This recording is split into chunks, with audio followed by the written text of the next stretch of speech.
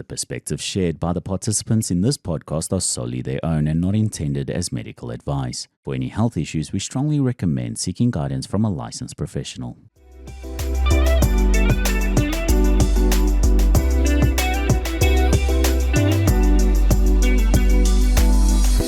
Hi everyone, welcome back to Rare Realities with Madimo Mimo Mokgosi, where we dive into the emotional journeys of individuals living with rare conditions, where we tell one story at a time. Imagine going to the doctor and coming back with a diagnosis that it can either be cured, cannot be cured, and now you have to live with it for the rest of your life. I am not alone. With me, I am with Bonolo, Miss B with the most. Yeah, still trying to have the most. Welcome, Bonolo. Welcome. Thank you. Thank you so much for joining me. Of course. Please share who Bonolo is and what Bonolo was diagnosed with. Okay, so my name is Bonolo Mataboge officially, but since ke half Motswana, I don't speak Tswana, so it's easier for me to go with Miss B the most because then it's easy for me to communicate with people, but I've mainly worked in the creative space. So as you can see, this was actually one of my designs when I was a fashion designer, one of the first brands in SA to highlight body positivity and plus size. Why must we hide? Why can't I also be sexy? But also on a, disabled side or someone with scars, like I was always kind of motivated or told to kind of hide my leg, like it will make me more attractive. And I was like, but it's going to be like this. Exactly. Or feeling like now I have to budget for plastic surgery one day in the future to look normal. So I have Blount's disease, and it's quite common amongst people of African descent. So basically what it does, it causes your legs to bow. So instead of Gucci, most children, maybe they have bowed legs and they straighten out as they grow. This one gets progressively worse. And in my rare case, one leg straightened out and this one carried on. So I had to have my first surgery when I was 7, and then it didn't work out. Then I had my next one when I was 12, then the next one when I was 15, and then they were like, yeah, I guess they figured out that they can't fix this. So then they said, let's wait until you're done growing, then we'll fix this. So my last surgery was when I was 18, where they grew my leg by almost 5 centimeters. Hectic. Yeah. Hectic. So I just want to get, were you born with this disease? Yes, it's a genetic disorder.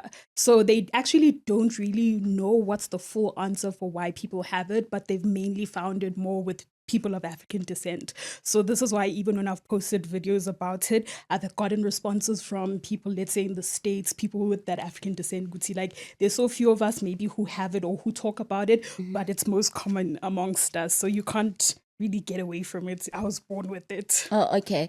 Bonolo, I just want to get from you, because you were born with this disease, and as a young child, I'm looking at your pictures, beautiful guys, cutest. What were the difficulties that you faced when you were young? Well, I guess when you're younger or in your home and you're not in a school setting, if people aren't mean towards you, you wouldn't really know. So when I was a child, I didn't really know anything about this. And then it was only now when I had to have the surgery, like when I was 7, I think that's maybe when I started really knowing something about this. And then it was only after the surgery where I got really, really bullied at school, because the one surgery didn't work out. Like my leg was bent super to the side of it. It was almost like it got aggravated by the surgery, hence why they had to do another surgery, essentially to break that extreme growth that happened, and that essentially made my leg stop growing, hence why we had to wait until I was 18. Does it burn inside or out? It bends outside. So it's like a bracket. A bracket, I was just about to say. So when some people, it goes on both legs. On mine, it just happened to be on one. So when they went and tried to fix it the first time, it almost like it aggravated the situation and it made it grow even more. And then when they went and chopped that, whatever thing they did, it then stunted the growth. So my legs stopped growing. So essentially all my life, I was growing like this. I wasn't growing straight up because my legs were never equal until I was 18. So that's why even now, if I'm going to show you the x-ray of my spine, it's shaped like an S, because I was growing unevenly all my life. So it affected your spine? Yeah, so today I have scoliosis that was caused by my Blount's disease. It gets more interesting. Yeah. It gets more interesting. Yeah. So after the first surgery and now it temporarily fixed the problem, but you still experience? Well, they tried to fix it. So all it really did was like maybe for a short amount of time it was fixed. And then as soon as the wrong thing of it happened, like I said, maybe when they did what they did, it seemed okay. And then my leg went back to growing again. So it was those sorts of things where like maybe you have a short period of like, oh, okay, I'm okay. And then something's wrong and you're limping again or something. Then I'd have to go back to my doctor and be like, something's not right here. Okay, I'm going to ask you a question which I don't think you will know, or maybe you've had a conversation with your mom. Did they pick it up when she was pregnant, perhaps? So it's one of those things that you only see it when like the child When is you're born. walking. No, you can only see it when the child is walking. So it's one of those illnesses where like it's not like something you'll just see. So my mom, when she kept on seeing my legs being bowed and other people were like, oh no, she's just a cute child. My mom was like, this feels a bit too much. Yeah. So it's because of my mom's like motherly instinct of feeling like this doesn't look right. Then she took me to the doctor and that's when I got diagnosed when I was 6 years old. And then my surgery was scheduled for when I was 7. So if she wasn't looking at how I was walking and feeling like, why is my child's legs not straightening out? Or like in my family, there are other people who maybe have like bowed legs or something like that. They take it lightly, you know, like in African culture, it's like it's natural. So they were taking it as that, whereas like, no, this is like this gets progressively worse. So when my surgeon saw it, he was like, oh, no, I understand what's going on here. And then he tried to fix it. So unfortunately, because they only saw it when I was 6 years old, most times when you operate after the age of 4, it seems to have a glitchy thing because you're growing. So it can mess with your growth, I guess, spurts that are happening in your life. So hence why I was like this. So this leg never got touched. It was this one that had the issue. So they just kept on trying to operate. That's why when I was 15, they're like, let's just leave it alone. Let's let you finish growing. And then all we'll do then is grow the leg. Because what a lot of people don't know is that actually what happens when your leg, when your body breaks bone, it produces new bone. True. So with the last surgery that I have, it's called external fixation. So what they did was they broke my leg and then every day, over 47 days, because that's how many days was needed for mine. My leg was 4.7 centimeters shorter. So every day for 47 days, they opened that fracture by 1 millimeter. For it to grow? Yeah, so they literally opened the fracture every day. So at the end, when you see my x-rays, you literally see like a gap like this. And then over time, it almost looks like someone's busy coloring in bone, and bone grew over time. And how painful was that? It took 9 months. I had to walk on a broken leg for 9 months, basically. And the day after surgery, you have to get out of bed and walk because you can develop blood clots. You have to stretch your muscles and all the things that are in there. So the day after surgery, I was walking on it. Were you even allowed to be walking on the leg? Because wasn't it compressing as you were walking? No, you have to walk on it. Because if you don't walk on it, like blood clots, different things can form. So it's almost like as that fracture's pulling the bone, you have to stretch out the muscles, all of these other things. So you have to walk on it because the muscles could like shrink up. They're still that size. They weren't designed to be that longer size. So you need your leg to be functional. So yeah. Guys, doctors are genius. We must give it to them. And now on your last surgery, did you still have hope that, okay, this is the last one? Yeah. Something good is happening. Something good is coming. Well, I guess for me, it was like, if you understand the science of something, then it's easy to say yes to it. So essentially it was, if you don't do this, you'll have a hip replacement by the time you're 30 because of these unequalness. So if you even look like one of my surgeries, they went to fix my knee because there was some knee damage from this not walking equally. So it was one of those to be like, hip replacement is far worse than what they're telling me. So I think I'll take a hip replacement. So it's those decisions of like, we saw the operation, but axis. Yeah. Because then you're going to end up in a worse space. And I was like, nah. Hip replacements also, some of those things you have to replace it. It only lasts for 20 years, the actual thing that they put in you. So because my dad is a doctor and would talk about some of these things and I'd do research, I always kind of knew what's the best medical or scientific thing to do. I feel like it was just one thing after the other. You fix this, there's a possibility of this happening. Now you have to work towards this. And then... Yeah, I think the most frustrating thing was the scoliosis because all along when I was growing up, I never, I guess, really had these back aches or I never really noted them. It was more about my leg. So now when I finished my leg surgery, I thought that was the end. Like I went through hell. I literally had to drop out of varsity because of this thing. Because I picked up an infection while being there. So I thought, okay, fine. I'm done. I did the hardest thing in the world. And then next thing, now my back is hurting. And I was like, this doesn't feel right. And I told my surgeon, I'm like, this thing is getting more painful. And I don't understand because I did everything. I'm trying yoga. There's something not right. And then he was like, okay, let's do an x-ray then to see. So it was only after my leg fixing surgery when I asked for an x-ray that they got to see my back. And then like even his face was shocked at how like extreme it literally looks like an S. Like he just stared at me. And then he was like, oh no, I can't fix this. He literally referred me to another super specialist of spines because he's a specialist of legs. And he was like, it's not for me. But didn't you feel it like physically? No, that's the thing. Like with some of these things, like I said, my leg was the primary issue. So because I was limping on this was taking my pains or whatever, I might not have noticed these things. Or also because when I was a child, I wasn't allowed to play sports because they were scared that I could break my leg or anything like that. Okay. So maybe because I wasn't like super pulling anything, I couldn't really feel this as something. But because of these extreme changes from, let's say, 15 to 18, maybe that's why something happened in that curve that was like, we don't like this shift that you've caused. Because maybe it was comfortable when it was sitting in a certain angle. Now that I've changed the angle, now it doesn't like it. So that's when I felt it. Because even before my surgery, my surgeon didn't say, let's x-ray your whole body. Yeah. It was just, the focus was on your leg. Let's x-ray this thing. So when he saw my spine, he was like, and then the specialist that I saw for that was like, yeah, like we will have to fuse almost all of your spine to fix it. Hectic. And when I listened to that, I was like, yeah, no, thank you. I think I'm okay. No, I think it was also because I had just finished this thing, and when I healed from the external fixation, I was 19, and then when they tell me about this back thing, they were basically like, you're gonna lose mobility. I'm gonna have to bend from like the knees to grab things. I'll be bending like this, like a machine. They'll fuse all of me. And I was like, let me enjoy some of my youth or something. Then maybe later I'll come to this thing where like I'm now in prison of my body. So okay, you're going through all of this now. I guess I'll take it from when you were 19 or 18. What was your biggest fear? Did you ever at one point think I might lose my ability to walk?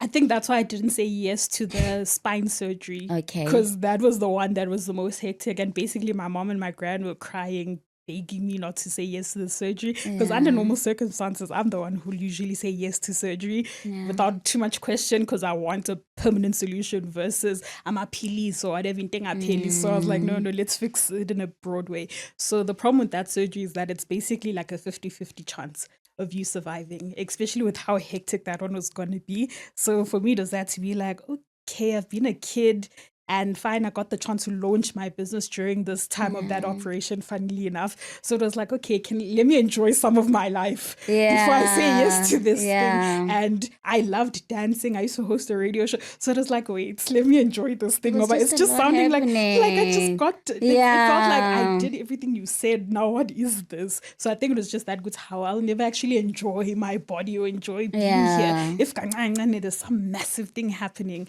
So I was like, it's fine. My back can be painful. I'll swim or whatever other things I can do to manage the pain and then enjoy my life a bit. And then if it's absolutely necessary, like there's no other choice, then I'll do it. Would you say somehow it changed your lifestyle? No, not really. Like I said, I think if you have a chronic ailment and you've had it like all your life, like as a child, I wasn't allowed to play sports. So I kind of got used to always doing things alternatively or being my best friend, learning how to have the most fun with myself, because you literally can't go to things, you can't be part of things. And people are bullies. Like there was a time when I was in primary school, kids used to copy how I walk and like be really, really mean towards me. So I literally had to create a gang of rejects in my primary school. And I went and I basically recruited all the girls in my primary who were being bullied. If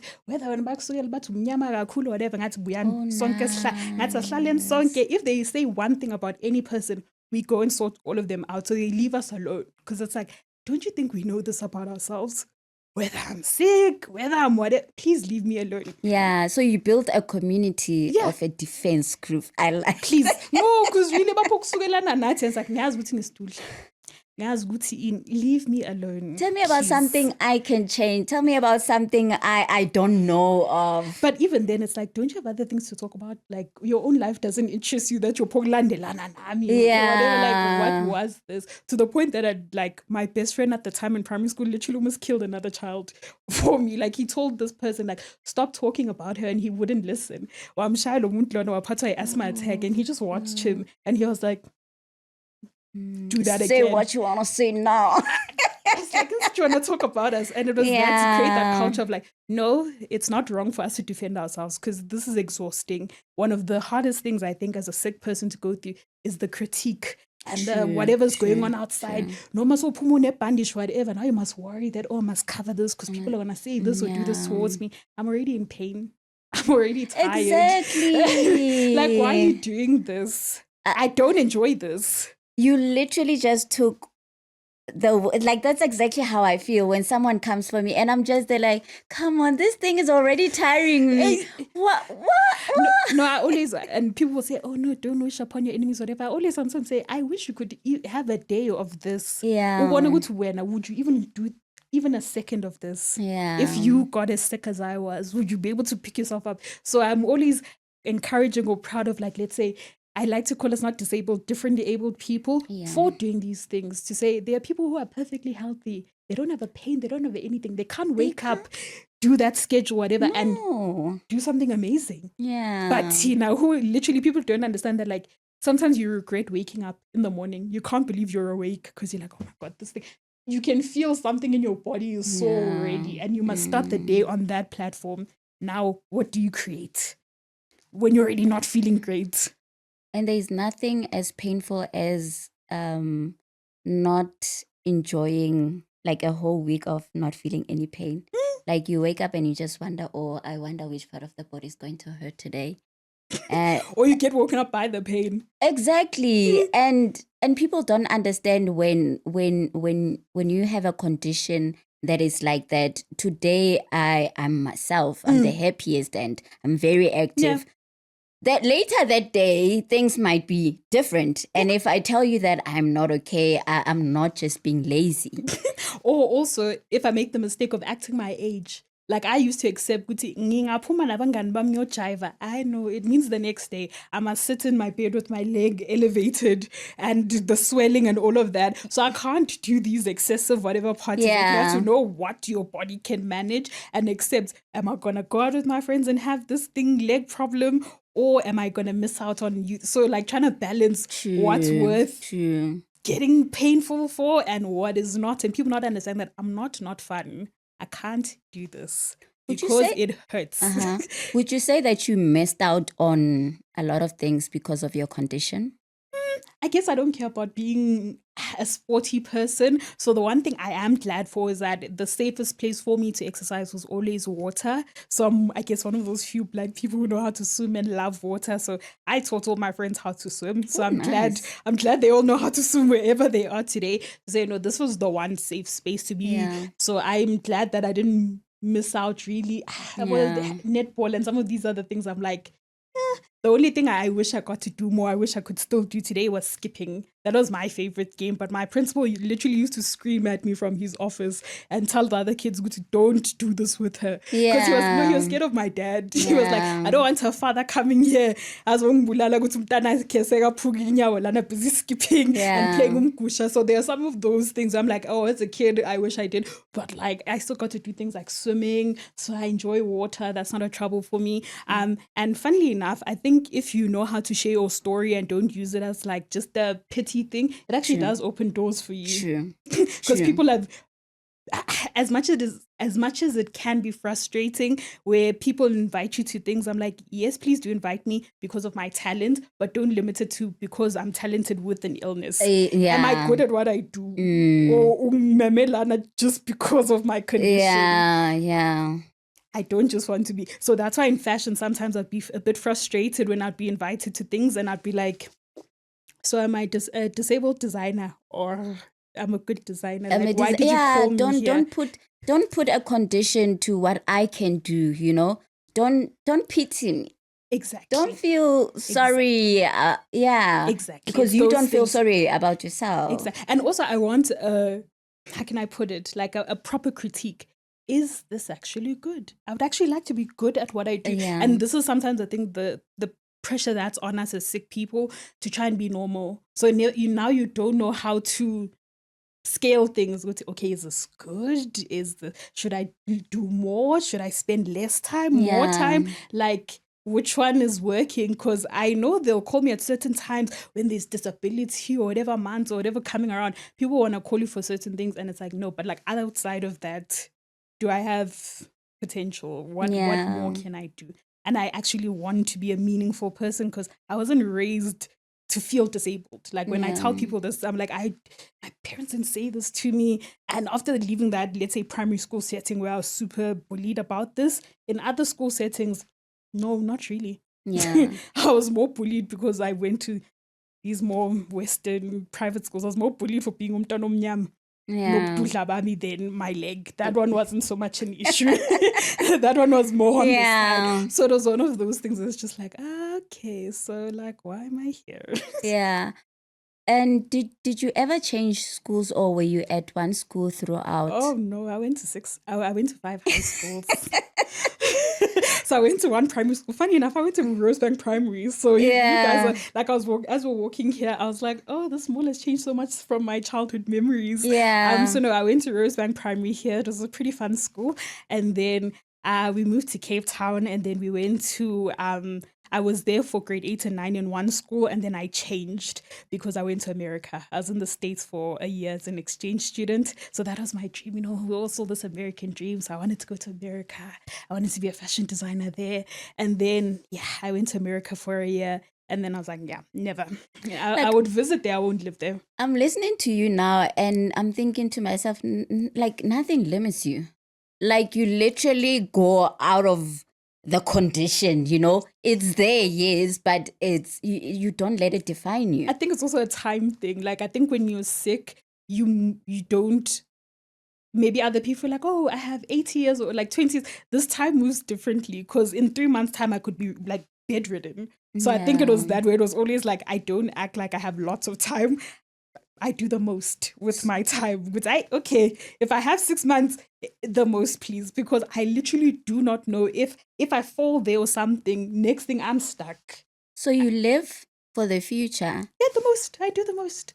Hence why they call me Miss Be the Most. Why not? Like, it's so interesting because I always lived for the moment, and now you actually living for like tomorrow, what might happen in 6 months' time. And I'm like, it's quite interesting how our minds work, Well, I think it's a bit of both because, like I say, for the most, it's literally like in the moment to say, if someone says to me, and this is why sometimes when people are surprised let's say in my 20s, I went from being a fashion designer, I've hosted and produced a radio show, I'm a qualified copywriter, I've written a campaign for Netflix. And why? Because when people would ask me things, and I'm even a published author, when I was writing my books, I was writing them for fun on my Wattpad just to entertain myself. And then when my publisher found me, she was like, oh, I love your work. Would you like to be a published author?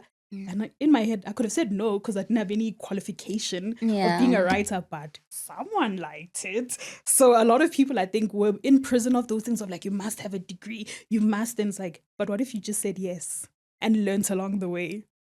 So one of my mom's favorite entrepreneurs is Sir Richard Branson. And he says, say yes and then figure it out.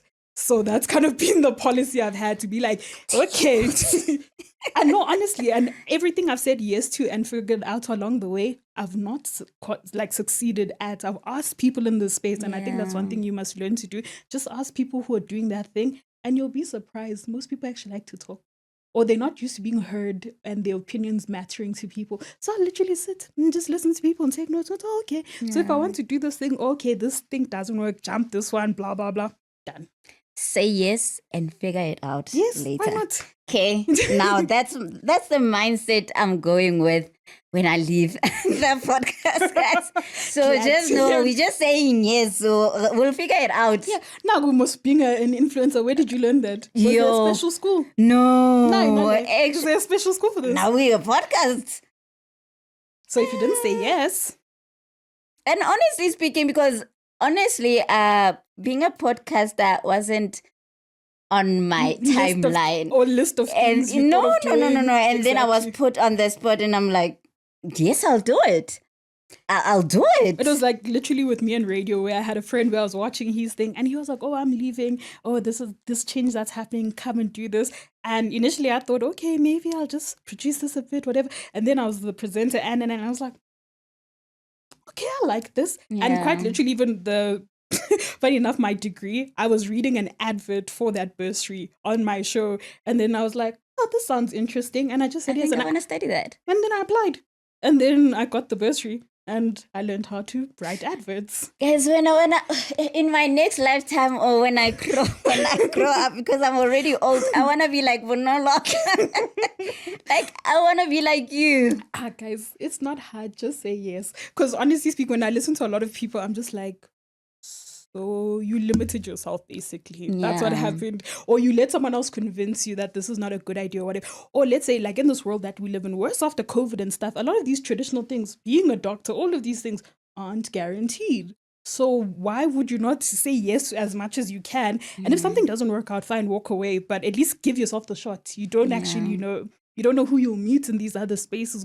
It might not work out fully for you, but I've actually met a lot of people through. Oh, sorry. I've met a lot of people through these scenarios of saying yes, and it's like, actually, then I met the answer that I needed at that particular event. Even if that particular thing didn't work out for me, there was someone, Lapana, who I was supposed to meet. And then this is how we meet each other.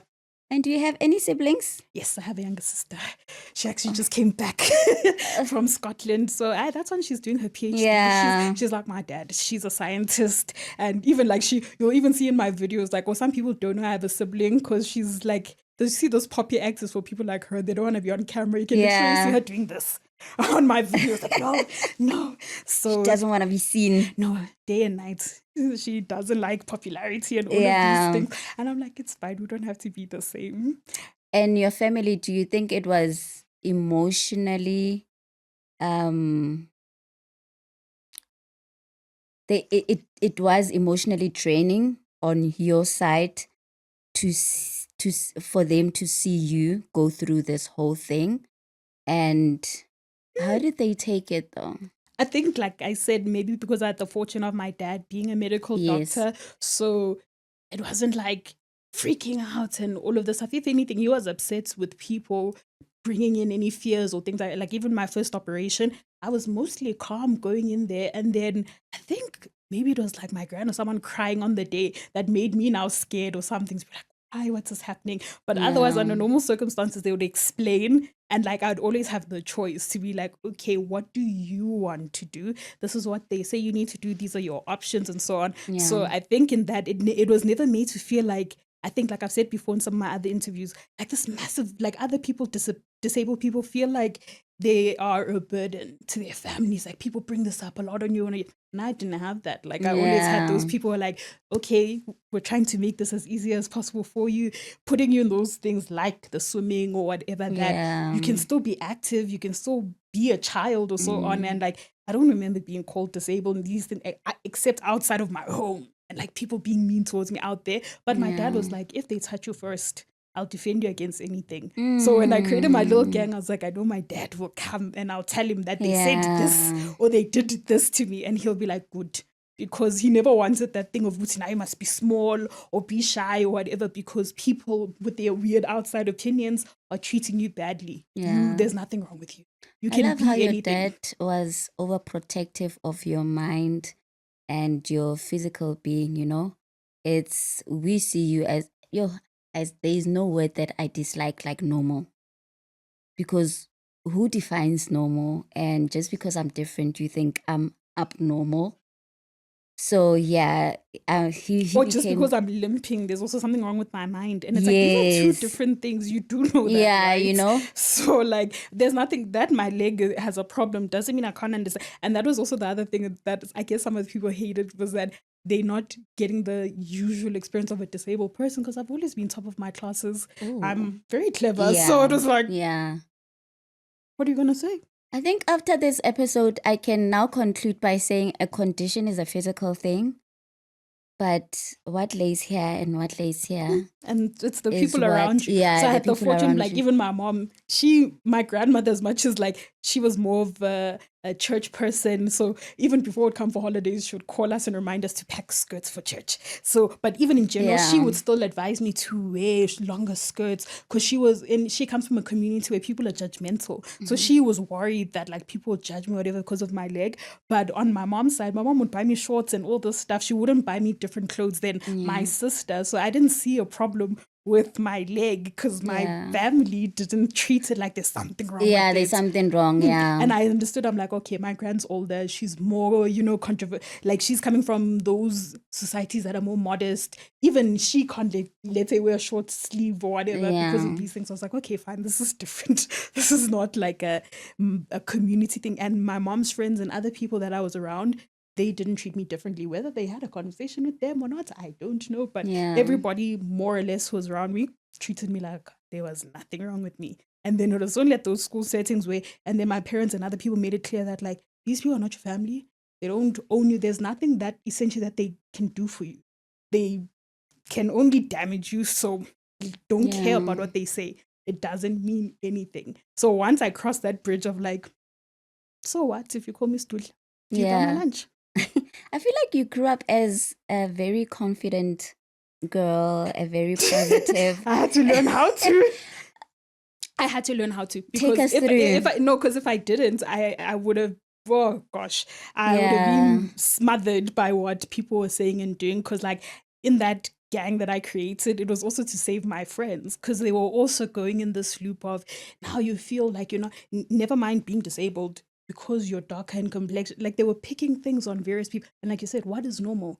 What is beautiful? Why are you picking on people? So I guess I got to see that outside of my leg, if someone is being picked on for something, there's always something wrong with someone. So there is no winning. There's no winning I'll here. tell you, people are never happy. They'll always find something to talk about. I mean, you've got a problem with your leg, you cover it, they'll find something else. Oh, then it's your weight. If it's not your weight, oh no, you're not light enough. Oh, if it's not this, if it's not. Again, when are you guys did you pay for happy? any of this? but I always find it's people who are not happy with themselves that are always making comments like this. But Bonolo, no matter how confident you are, how positive you are, I'm sure there is that comment that will just bite you and you just feel like, oh yeah, this one is hitting. I guess maybe my bite is not necessarily is it hurt feeling? It's more of a like anger. That's my reaction. That's my natural reaction to these things. Because then I'm just like, so if you don't like something, you couldn't just scroll up. Because I see a lot of things that I also maybe don't like or don't but agree. you don't pick them up. Even if I pick it up, I don't see why you don't say it. Yeah, you don't say it. That's what I meant. Yeah.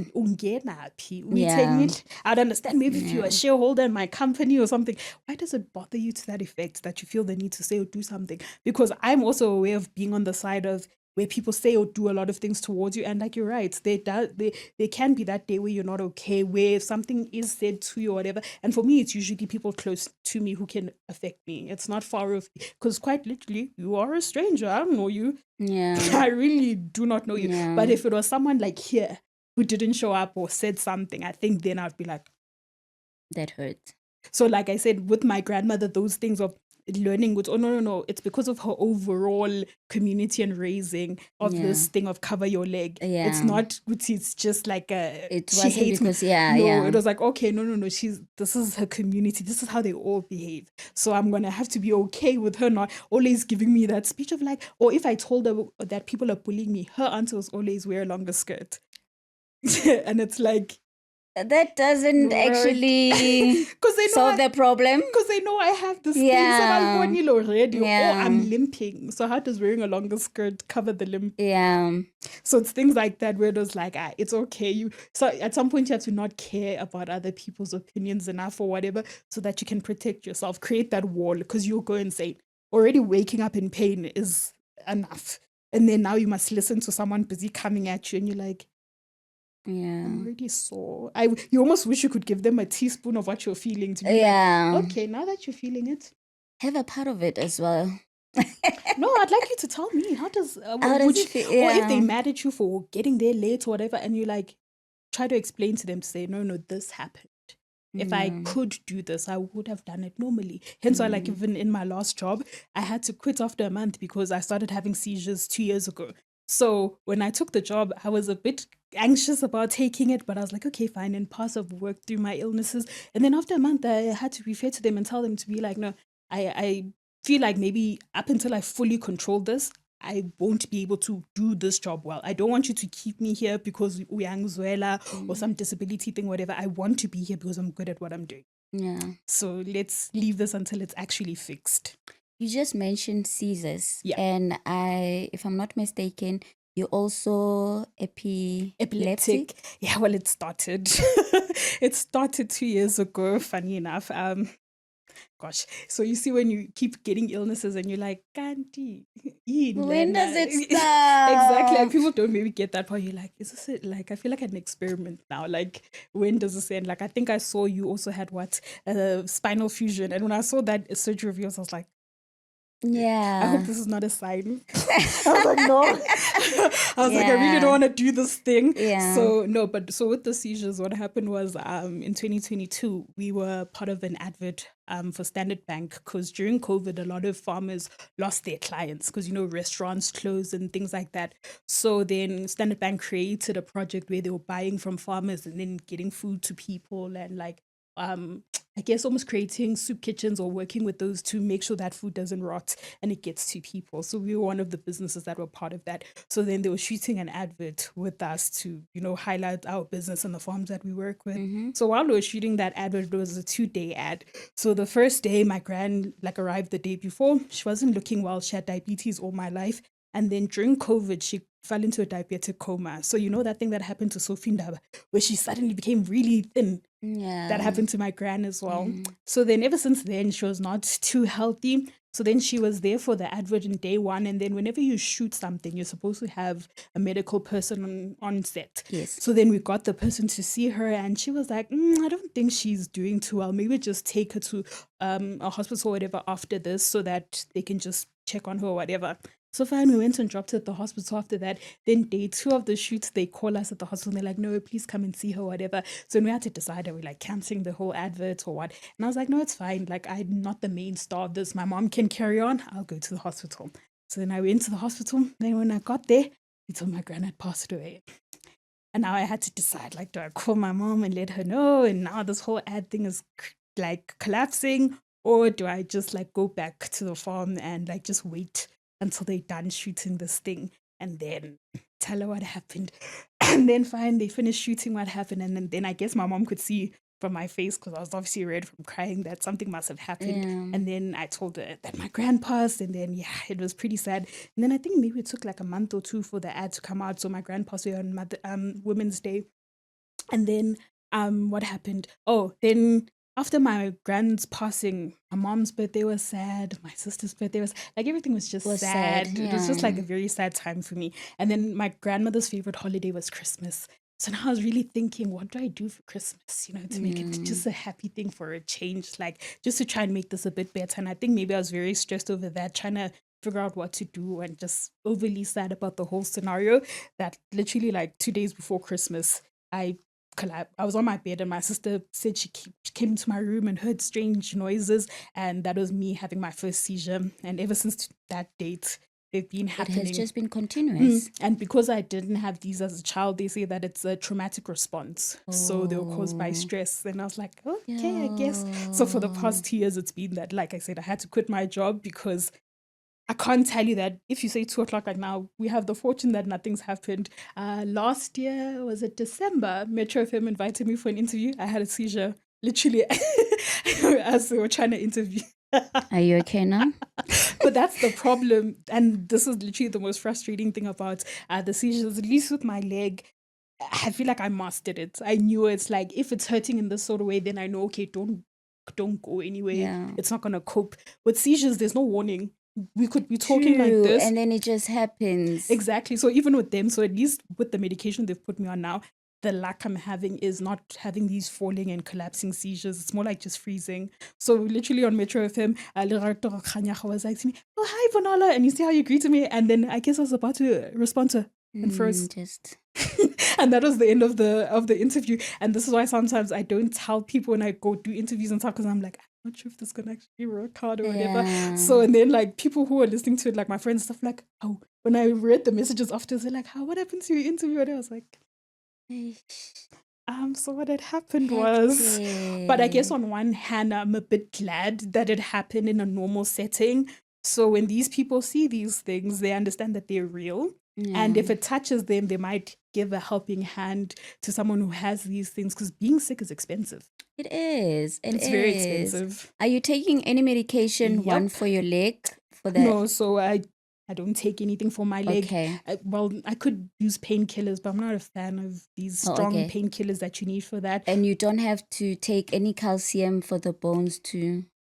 I think for me, I take medication more as food. So I'd rather eat things that you're supposed to be eating, so those vegetables and things like that. So I don't take any pills for my leg, other than like if I'm having extreme pain from walking around too much. So hence, just like you're wearing a compression stocking and things like that, I do have like a knee brace and things like that if I'm gonna walk for a long distance, that I'd wear to help keep the stability. But I've accepted a long time ago that this is a forever thing. It's never really gonna get fixed. There's basically no treatment to after the surgery, they grew the bone. That's it. There's not much I can do. So the last time I saw my surgeon, I sprained my ankle during one of these seizures when I used to fall. So when I sprained that ankle, there's still a pin in there. So he was like, he's just seeing some early signs of arthritis. So that's the only thing now where I'm like, okay, I'll go look into what I can do for that. But I've just accepted that it's one of those things where it's going to keep deteriorating. It's not normal. So it'll always have pain involved with it. So since the health minister decided to ban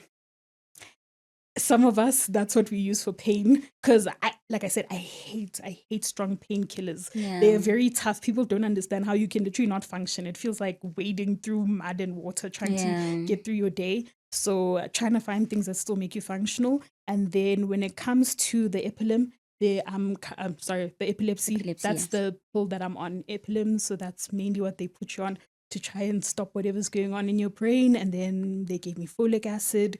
And they also gave me an antidepressant, since they say this is stress related. And then I'm supposed to see a therapist. I tried going through government channels and oh my gosh, you never get help. So like I said, being sick is expensive. So now I'm going to try it the private way. And hopefully that therapist can help. Because everyone keeps saying, like, what was that thing that triggered this? I'm like, all I can think of is my grand dying. Because I think like after when that advert came out, instead of it being this big happy thing that it was supposed to be, this is like seeing the favorite person you love on repeats because every time I saw that thing, I could just see her, like, she didn't look like my gogo to me. It was like, what happened? Like I almost like want to pull out of, I almost wish we didn't shoot with her. Sometimes I'm like, but then again, my grand, knowing her, like you said, I'm confident. Her favorite line was always like, "Anfundanga godwa." She would always have that about herself. Pretty. So I was like, look at you. You died on an advert, ma'am. Your age mates have... You died making an advert. No, but I'm just saying. She was basically being like an influencer. But in her age. She died she was 70. Basically, she was 70 being an influencer. Where are her age mates? Did they do that? Because literally in her house, like, she would always be changing things. You would think, like, my grand built a house and for a long time she could have just left her house alone. But every time some new popular thing would happen, now she has these fancy tiles in her house. And you're like, and that was her line. So she can afford these things. She can have what she wants, whatever. She also had the fortune of having one child, I think, because my mom's an only child. So she didn't have these kids that need money from her or anything. Her money was just hers to do what she wants with it. She liked to dress nicely. So I was like, good, enjoy yourself. Guys, Bonolo, like Miss B with the most. We had a conversation earlier on off camera, and I wanted to advise us as well. You mentioned something about in future not being able to afford food. Oh, yes. And what's the plan? Oh, gosh. So as you can see, food is expensive in South Africa. And we've always had this problem, though, as South Africans. The majority of us, our lives are in the hands of the minority. So now, ShopRite had put out a study, I think it was about 2-3 years ago, where they put out a warning, Guti, there's not going to be enough food in South Africa. And so even if you have money, you basically won't have access to it. So now the answer that we should be turning to is more of us farming. And whenever I talk to, let's say, especially my younger age mates, unfortunately, we weren't exposed to agriculture as a potential career, or we see it as either into yomhlupheko when it's done by us, or you need lots of millions to do it. Whereas there are lots of ways to actually farm and be in this business without having to do all these extravagant things, but still make great money because people have to eat every day. True. And also, if I don't have to travel to a far off shop and my neighbor has this thing and I can still buy on those affordable prices, whether it's like 10 Rand, 50 Rand, 15 Rand, whatever, then we can all eat. So actually what needs to happen right now is more African people entering the agricultural space. So lapana kaigin, where you have land that you're doing nothing with, because we like to say we don't have land. And as much as it is true that we don't have a lot of our land, but we do have. There are things at our hands that we're underutilizing. And that's what we need to start doing, to say, okay, your Bentley or whatever can wait. Can we please do this? So when you buy these things later, they can't be repossessed because umhlaba wakho is feeding the rest of your lifestyle. And I'm also trying to show more creatives how you can secure your future, but also fund your creative things with this, because people always have to eat. So you can hire your farm people to do that work and whatever. Your orders go out, and then ngapha, you know, whether you need to book your studio, whatever, amakanda, whatever, these things are paying for this. Because the big thing that, the big, I guess, market thing that is not being shared with us people of color is that abantu abaningi abadlayo are here, like here in Gauteng and stuff like that. People travel here to get jobs, but where are the farms? Where's the food? And there are agricultural spaces here in Gauteng, but like even in my neighborhood, majority of them aren't growing food. They're just chilling there. They're sitting on their lands doing nothing. Or like nothing active is happening, but we could. Their neighborhoods like your Nandi, Glen Austin, those sorts of places, they're literally farmlands. And you can just buy this, and you even get a better house. You get far more for that million rand than this tiny flat or whatever. So maybe for me, in living in a farming setting with my mom and stuff, I've also gotten to see the value of like this African life that's demeaned, of like, oh, like you're doing, like there's something wrong with what you're doing with less. And it's like, I'm just like relaxing. It's not nice to just relax, or like you don't have to do this at a certain time, or like can you just breathe? Is it not nice? You can wake up, go prune your thingies, make your salad fresh. You can see your ingredients. So my upcoming content will actually also be showing you how you can grow things on your balcony. In a bucket, this thing can grow some food, a herb, because a lot of us, if you don't have that job, you can't afford these things. You can at least feed yourself and then figure out what to do with that little money you have. Because like grant and stuff, when I keep hearing these amounts, I always ask myself, what do you actually get with shops when you go to stores with this? Because every time I leave the farm and I go to a shop, I'm shocked at how expensive food is. Sure. I just look at things and I'm like, guys, Bonolo and I can go on and on and on. Bonolo, yes, thank you so much for coming through. No, thank you for and the invitation. raising awareness. I feel like we didn't just raise awareness, we shared the insights and what we need to do, guys, to survive in future. Yes. Like Bonolo said, you say yes to everything and you'll figure it out. Oh, and hopefully in the future we can even afford to help others, because I think we've just forgot to touch on how expensive these things are. Like my last op was 100,000 just for the tool. Imagine just the tool. Imagine, guys. So we need to just work together and take care of yourself, guys, more than anything. And until next time, bye.